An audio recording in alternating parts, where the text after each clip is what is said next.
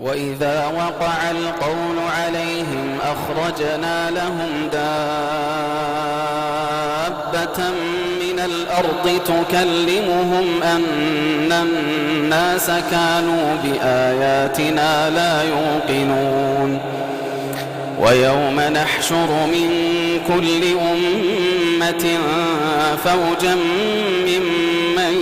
يكذب بآياتنا فهم يوزعون حتى إذا جاءوا قال أكذبتم بآياتي ولم تحيطوا بها علما أم ماذا كنتم تعملون ووقع القول عليهم بما ظلموا فهم لا ينطقون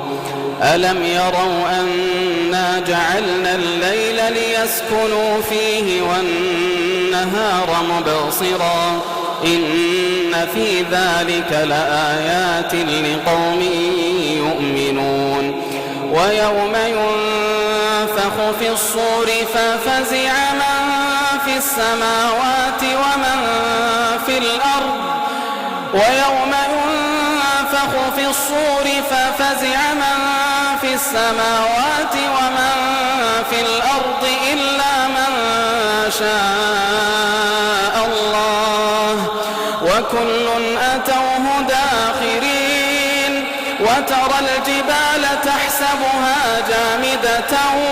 وهي تمر مر السحاب صنع الله الذي أتقن كل شيء إنه خبير بما تفعلون من جاء بالحسنة فله خير منها فله خير منها وهم من فزع يومئذ آمنون ومن جاء بالسيئة فكبت وجوههم في النار ومن جاء بالسيئة فكبت وجوههم في النار هل تجزون إلا ما كنتم تعملون إنما أمرت أن أعبد رب هذه البلدة الذي حرمها وله كل شيء وأمرت أن أكون من المسلمين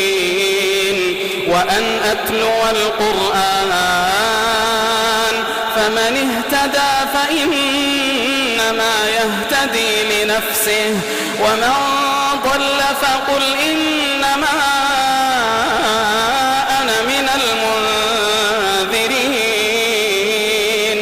وقل الحمد لله سيريكم آياته فتعرفونها وما ربك بغافل عما تعملون